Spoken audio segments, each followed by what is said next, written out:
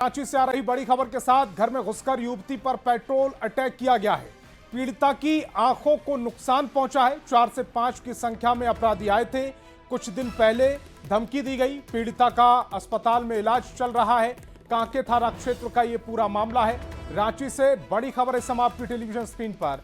घर में घुसकर युवती पर पेट्रोल अटैक किया गया। पीड़िता की आंखों को नुकसान पहुंचा है। 4 से 5 की संख्या में आरोपी आए जिन्होंने इस एसिड अटैक को अंजाम दिया। कुछ दिन पहले धमकी भी दी गई। पीड़िता का अस्पताल में इलाज किया जा रहा है। कांके थाना क्षेत्र का यह पूरा मामला है।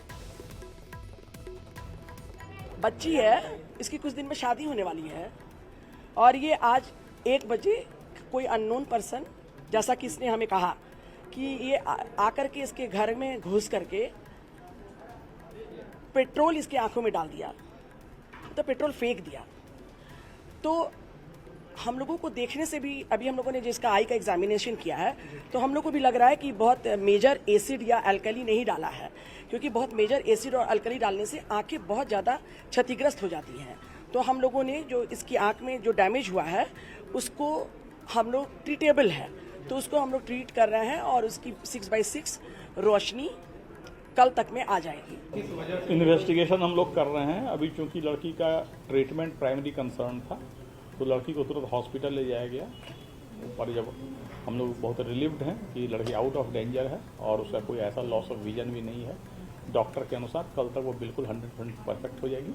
हम लोग अभी लड़की चूंकि थोड़ी ट्रॉमा में है, हम लोग ज़्यादा इंट्रोगेट नहीं कर रहे हैं। इंट्रोगेशन के बाद जो बातें छन कर आएगी उसके आधार पर हम लोग कार्रवाई करेंगे। और इस वक्त की एक और बड़ी खबर है। पेट्रोल अटैक मामले में मुख्यमंत्री ने संज्ञान लिया है। मुख्यमंत्री हेमंत सोरेन ने जांच के आदेश दिए। मुख्यमंत्री ने सोशल मीडिया एक्स पर पोस्ट कर लिखा, रांची पुलिस मामले की जांच कर आरोपी की तत्काल गिरफ्तारी कर सूचित करे। साथ ही बेटी को बेहतर चिकित्सा सुविधा प्रदान करवाते हुए सूचित करे। मंत्री इरफान अंसारी कृपया संज्ञान लें। और ज्यादा अपडेट के साथ गौरव झा हमारे संवाददाता फोन लाइन पर जुड़ रहे हैं। गौरव, सीएम खुद इस पूरे मामले की मॉनिटरिंग कर रहे हैं और उन्होंने स्वास्थ्य मंत्री को इस पूरे मामले में कार्रवाई के निर्देश भी दिए। बिल्कुल, हम आपको बता दें कि आज दोपहर की ये घटना है जब एक लड़की के ऊपर एसिड अटैक जो है वो हुआ। शुरुआती तौर पर कहा जा रहा था कि एसिड अटैक है, हालांकि पुलिस द्वारा और जो डॉक्टर स्पेशलिस्ट है उन्होंने कहा है कि पेट्रोल से ये अटैक किया गया था। और अब देखा गया है कि मुख्यमंत्री हेमंत सोरेन ने इस पूरे मामले का संज्ञान लिया है। जब भी मुख्यमंत्री हेमंत सोरेन झारखंड से बाहर होते हैं तो सोशल मीडिया के माध्यम से वो, चाहे वो जिला प्रशासन हो, पुलिस प्रशासन हो या फिर अपने मंत्री हो, सभी को निर्देशित करते रहते हैं। और उसी की ये तस्वीरें निकलकर सामने आई है कि हेमंत सोरेन ने रांची पुलिस को भी इस मामले को लेकर संज्ञान लेने का निर्देश दिया है और जो स्वास्थ्य मंत्री हैं उन्हें भी इस मामले को संज्ञान लेने को कहा है और कहा है कि जो पीड़ित लड़की है उसका जल्द से जल्द और बेहतर से बेहतर इलाज कराया जाए। गौरव, इस तमाम जानकारी के लिए आपका बहुत बहुत शुक्रिया। सरायकेला से बड़ी खबर सामने आ रही, जहां खरसावा थाना क्षेत्र के दलाई कला के पास स्थित चेक डैम में नहाने के दौरान एक ही गांव के 4 युवकों की डूबने से मौत हो गई। सभी युवक दलाई कला गांव के निवासी बताए जा रहे हैं। मृतकों की पहचान गौरव मंडल, हरिवास दास, सुनील साहू और मनोज साहू के रूप में हुई है। जानकारी के मुताबिक गांव के 6 युवक चेक डैम में नहाने पहुंचे थे। इनमें से 4 युवकों ने पानी में छलांग लगाई, जबकि 2 युवक बाहर ही खड़े थे। छलांग लगाते समय युवकों का सिर पानी के अंदर मौजूद किसी पत्थर से टकरा गया, जिससे वे बेहोश होकर पानी में डूब गए और बाहर नहीं निकल पाए। ग्रामीणों और प्रशासन की मदद से चारों के शवों को बाहर निकाला गया है। चेक डैम में 4 युवक नहाने के दौरान पानी में डूबने से उनकी मृत्यु हो गई है। उनकी पहचान स्थापित कर दी गई है, जिसे सदर अस्पताल पोस्टमार्टम के लिए लाया गया है और अंतिम कार्रवाई की गई है।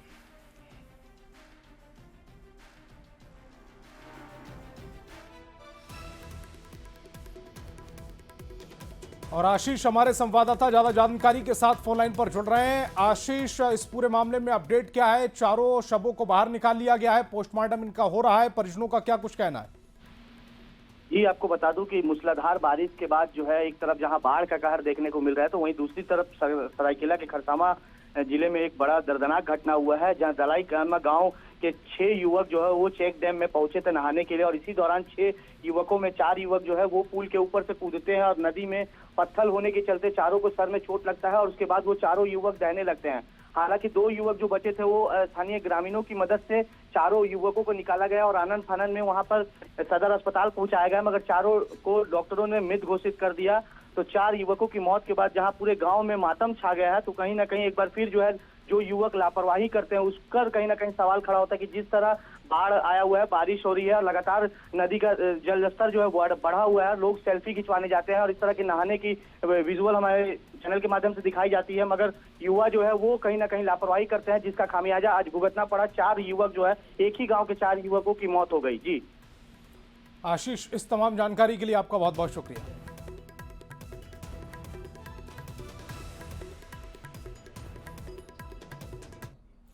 और झारखंड पुलिस ने एक बार फिर से नक्सलियों के खिलाफ बड़ी कार्रवाई की है। गुमला में उग्रवादी संगठन जेजेएमपी के 3 नक्सलियों को पुलिस ने एनकाउंटर में मार गिराया। यह मुठभेड़ गुमला जिला के घाघरा थाना क्षेत्र के लावा दाग जंगल में हुई है। उनके पास से एसएलआर के अलावा भारी मात्रा में हथियार और गोला बारूद बरामद हुआ है। फिलहाल इलाके में सर्च ऑपरेशन चलाया जा रहा है। तो 2 तस्वीरें इस समय आपकी टेलीविजन स्क्रीन पर है। पुलिस और जेजेएमपी नक्सलियों के बीच में मुठभेड़ हुई। मुठभेड़ में जेजेएमपी के 3 नक्सली ढेर हुए हैं। लगातार नक्सल के खिलाफ यह पुलिस का अभियान जारी है। हथियार और गोला बारूद यहां से बरामद हुए हैं। इलाके में सर्च ऑपरेशन अब भी चल रहा है। पुलिस को आज एक बड़ी सफलता मिली है। बता दें, नक्सलियों के खिलाफ लगातार पुलिस के द्वारा अभियान चलाया जा रहा था।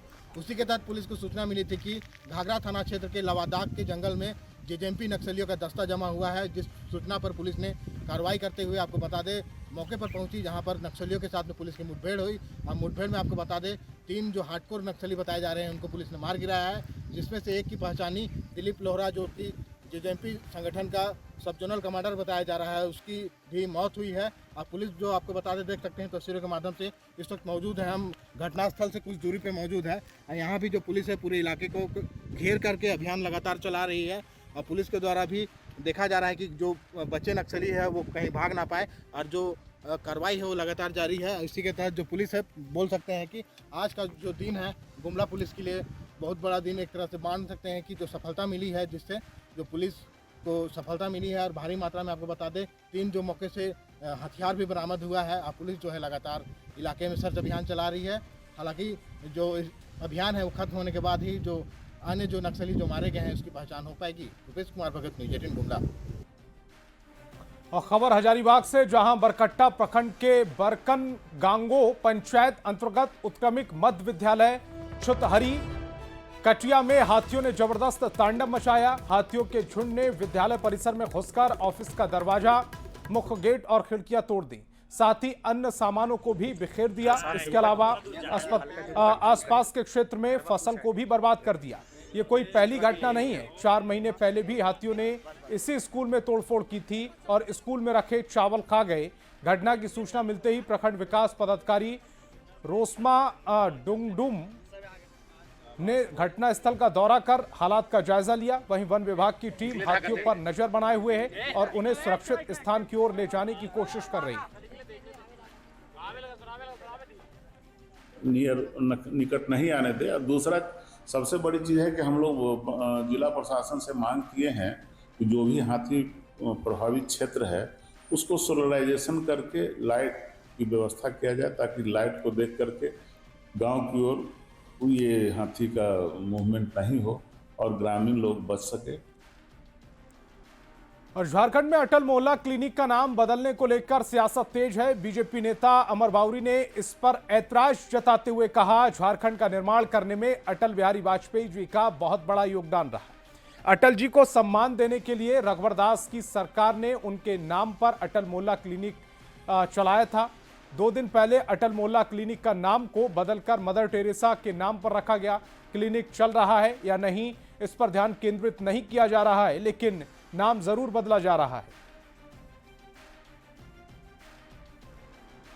आपने एक नाम बदल के मदर टेरेसा कर दिया। एक तो विवाद को आपने पुनर्जीवित किया, विवादित करने का काम किया, और आप जिस दिशा में इस झारखंड को लेकर के जाना चाहते हैं उस रास्ते को पूरा एक बार आप दिखाने का काम आपने किया। यह क्लिनिक बदलने का काम, क्लिनिक चल रहा नहीं चल रहा, ये तो बड़ा प्रश्न है। आज स्वास्थ्य विभाग की स्थिति क्या है? हर दिन खाट पर मरीजों का जो तस्वीर है, जो उसका जो वीडियो है, वो वायरल रहता है। स्वास्थ्य विभाग पूरी तरह से चरमराया हुआ है। मुख्यमंत्री जी के गृह क्षेत्र में मलेरिया से बच्चे डेथ कर जाते हैं, उनके स्वास्थ्य की सुविधाएं नहीं मिल पाती है। 108 पूरी तरह से ठप पड़ा हुआ है। जहां स्वास्थ्य व्यवस्था पूरी तरह से चरमराई हुई है, वहां राजनीति करने के लिए अटल जी के नाम को बदल करके मदर टेरेसा करने पर भारतीय जनता पार्टी की घोर आपत्ति है। और अटल मोहल्ला क्लिनिक का नाम मदर टेरेसा के नाम पर रखने को लेकर निशिकांत दुबे ने निशाना साधा। उन्होंने कहा, ये प्रदेश अटल जी की देन है। किसी के नाम को हटा के किसी का नाम जोड़ने से मदर टेरेसा की आत्मा को भी अच्छा नहीं लगेगा। राज्य सरकार ने बहुत ही गलत और घटिया काम किया। समस्या यह है कि इस राज्य को अटल बिहारी वाजपेयी जी ने, यदि आपको मदर टेरेसा के नाम पर कोई काम करना है तो आप अलग से काम करिए। किसी के नाम को मिटाकर किसी के नाम को स्थापित करने से उससे मदर टेरेसा के भी आत्मा को शांति थोड़े मिले। तो मुझे लगता है कि राज्य सरकार ने ये बहुत ही गलत और घटिया काम किया है। और राज्य सरकार की जो एक्टिविटी, मैं आपको कह सकता हूं कि दोबारा जो है यहाँ के जो मुख्यमंत्री हैं कांग्रेस के सहित, वो जेल जाने की तैयारी कर। बीजेपी के आरोपों पर झारखंड सरकार में कृषि मंत्री ने कहा कि बीजेपी के नेता क्या बोलते हैं, इससे अब राज्य की जनता को मतलब नहीं है। शिल्पी नेहा तिर्की ने आगे कहा कि बीजेपी की मानसिकता पर तो हमें तकलीफ होती है। बीजेपी के लोग क्या बोलते हैं, अब उससे राज्य के, झारखंड के राज्य के जनता को कोई मतलब नहीं है, कोई उनका मायने भी नहीं है। दूसरी चीज़ है, मदर टेरेसा जो थी वो किसी जात और धर्म की नहीं थी। अब हम क्या कह सकते हैं, हमको तो बहुत ही दुख लगता है भाजपा का जो मानसिकता है उससे। अगर ये लोग थोड़ा इतिहास पढ़े रहते या मदर टेरेसा का बायोग्राफी पढ़े रहते तो समझते कि किस तरह से बिना जाति धर्म का भेदभाव किए हुए सभी जात के लोगों को, मुझे लगता है चाहे ब्राह्मण हो, शूद्र हो, वैश्य हो, मुस्लिम हो, ईसाई हो, आदिवासी हो, कोई भी रोड में अगर कुष्ठ रोगी मिलता था तो जिनको कोई छूता तक नहीं था, वैसे लोगों को वो रोड से उठा के उनके घाव को पोंछती थी। इतना मानवता भाजपा के लोगों में जन्म जन्म तक नहीं आ सकता। बीजेपी प्रदेश अध्यक्ष और नेता प्रतिपक्ष बाबूलाल मरांडी ने शनिवार को झारखंड विधानसभा में बीजेपी के मुख्य सचेतक और सचेतकों के नाम की घोषणा की। हटिया से विधायक नवीन जायसवाल को मुख्य सचेतक बनाया गया। धनबाद विधायक राज सिन्हा और बगोदर विधायक नागेंद्र महतो सचेतक बनाए गए हैं। पार्टी कार्यालय में पहुंचने पर नवीन जायसवाल का स्वागत किया गया। इस दौरान नवीन जायसवाल ने कहा कि मुझे बहुत बड़ी जिम्मेदारी दी गई है। मैं आभार व्यक्त करता हूं केंद्रीय नेतृत्व और प्रदेश नेताओं का, जिन्होंने मुझे इस लायक समझा। केंद्रीय नेतृत्व, देश के यशस्वी प्रधानमंत्री नरेंद्र मोदी जी, राष्ट्रीय अध्यक्ष हमारे जेपी नड्डा जी, अमित शाह जी और अपने प्रदेश के प्रतिपक्ष के नेता और प्रदेश अध्यक्ष बाबूलाल मरांडी जी और संगठन मंत्री जी को बहुत बहुत धन्यवाद, आभार व्यक्त करता हूं कि मुझ जैसे कार्यकर्ता को उन्होंने जिम्मेवारी सौंपी है। और पार्टी जब जब जो जिम्मेवारी सौंपी है उसको हम लोग अपना पूरा मन जतन से उसको करते हैं और जो पार्टी ने उम्मीद रखा है उस पर निश्चित तौर पर खरा उतरने का काम करेंगे। और कांग्रेस के ओबीसी भागीदारी न्याय सम्मेलन में राहुल गांधी के पीएम पर कसे तंज पर सांसद निशिकांत ने पलटवार किया। उन्होंने कहा कि राहुल गांधी को कुछ चीज समझ में नहीं आती। मैंने अपने जीवन में इतना महामूर्ख नेता नहीं देखा, उसको कुछ नहीं आता। राहुल गांधी जी को कुछ समझ में आता है क्या? मैंने अपने जीवन में इतना महामूर्ख जो है लीडर ऑफ द अपोजिशन नहीं देखा, उसको कुछ नहीं पता। आज वो अपने पिताजी के ऊपर, अपने दादाजी के ऊपर, अपने दादी जी के ऊपर, नेहरू जी के ऊपर, इंदिरा गांधी जी के ऊपर और राजीव गांधी जी के ऊपर और ऊपर से सोनिया गांधी जी के ऊपर, क्योंकि जब पिछली सरकार थी 4 से 14 तक तो वो नेशनल एडवाइजरी काउंसिल की चेयरमैन थी, तो सोनिया गांधी या घोषित तौर पर जो है प्रधानमंत्री थी। उन्होंने कहा कि हमने पिछड़ों के लिए कोई काम नहीं किया, किसी ने पिछड़े के लिए कोई काम नहीं किया। दरोगा राय मुख्यमंत्री बने, गलत हो गया। राम लखन सिंह यादव जी बने, वो गलत हो गया। मतलब आप ये समझिए ना कि पिछड़े के लिए कांग्रेस ने जो भी उनके दादा चाचा मामा ने किया होगा सबको उन्होंने निगेट कर दिया। वो सबसे बड़े जो है शंकराचार्य पैदा हो गए। तो जिसको अपने माँ बाप परिवार के बारे में नहीं पता है तो दूसरे के बारे में मैं क्या। खबर धनबाद से, जहां केशवगढ़ में अवैध खदान में दबकर 9 मजदूरों की मौत मामले में एनडीआरएफ का रेस्क्यू जारी है। आजसू के कार्यकर्ताओं ने इस रेस्क्यू पर कई गंभीर सवाल उठाए। गिरिडीह सांसद प्रतिनिधियों गिरधारी महतो ने रेस्क्यू स्थल पहुंचकर पूरी कार्रवाई का जायजा लिया। इस दौरान मौके पर सैकड़ों की संख्या में आजसू समर्थकों का हुजूम भी देखने को मिला। सांसद जिला प्रतिनिधि सुभाष रवानी ने प्रशासन पर रेस्क्यू ऑपरेशन को जानबूझकर धीमा करने का आरोप लगाया। सांसद प्रतिनिधि गिरधारी महतो ने स्थानीय बीसीसीएल प्रबंधन और पुलिस प्रशासन पर एनडीआरएफ टीम को दिग्भ्रमित करने का आरोप लगाया। तो वहीं बीसीसीएल ब्लॉक 2 के जीएम ने इन सभी आरोपों को सिरे से खारिज कर दिया। तरह से यहाँ के जीएम, यहाँ के जो एरिया ऑफिस का जो जीएम है और यहाँ के बीसीसीएल जो भी बीसीसीएल के प्रबंधक और प्रशासन प्रबंधक है, किस तरह से मिली भगत करके इस चीज को दबाने का प्रयास कर रहा है। ये खाना पूर्ति है। एक जेसीबी मशीन लगा करके पूरा बीसीसीएल और जिला प्रशासन ये दिखाना चाह रही है कि हम जो है लगे हुए हैं, मेरा काम हो रहा है, जबकि एक जेसीबी मशीन से कुछ भी नहीं होने जा रहा है। 24 घंटा में हमको नहीं लग रहा है कुछ मिट्टी भी लोग खुदाई कर पाया है। जब तक बड़ी मशीन नहीं लगेगी, पोकलेन नहीं लगेगा, ढंग से एक के जगह में 2 लगेगा, तभी काम हो पाएगा और उचित स्थान पे करना होगा। अगर यदि सही जगह पे ये लोग नहीं करते हैं, जहाँ पे माननीय सांसद जी ने जिस जगह को लोकेट किया था उस जगह पे नहीं करते हैं, तो यहाँ पे खुदाई करने से कुछ भी नहीं मिलने जा रहा है। बीसीसीएल चाहती है और न जिला प्रशासन चाहती है कि यहाँ पे शव निकले। अगर शव निकलता है तो नीचे से लेकर ऊपर का महकमा तक जो है इन लोग का खुल जाएगा पोल। इसी पोल को बचाने के लिए ये सारे लोग लगे हुए हैं। किसी भी आदमी को भीतर जाने के मना है। खंडन में आप लोग खुद जानते हैं कि अंडरग्राउंड टाइप के स्थिति में रेस्क्यू की ऑपरेशन करना कोई आम आदमी की काम नहीं। रेस्क्यू ट्रेन पर्सन ही काम करते। और रांची से बड़ी खबर मिल रही है। केंद्रीय रक्षा राज्य मंत्री को जान से मारने की धमकी मिली है। संजय सेठ को जान से मारने की धमकी मिली है। मोबाइल पर कॉल कर यह धमकी दी गई। धमकी की जानकारी दिल्ली भेजी गई है। पहले भी संजय सेठ को धमकी मिल चुकी है। बड़ी खबर इस समय आपकी टेलीविजन स्क्रीन पर। केंद्रीय रक्षा राज्य मंत्री है संजय सेठ, जिन्हें जान से मारने की धमकी मिली है। मोबाइल पर कॉल आई जिसमें जान से मारने की धमकी दी गई। दिल्ली इसकी जानकारी भेज दी गई है। संजय सेठ को इससे पहले भी जान से मारने की धमकी मिल चुकी है।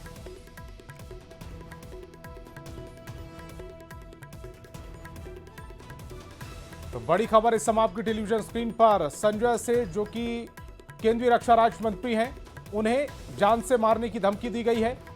और ओम प्रकाश हमारे संवाददाता ज्यादा जानकारी के साथ फोन लाइन पर जुड़ रहे हैं। ओम प्रकाश, ये बहुत गंभीर मामला है क्योंकि केंद्रीय रक्षा राज्य मंत्री को जान से मारने की धमकी मिली है। हालांकि जानकारी दिल्ली भेज दी गई है।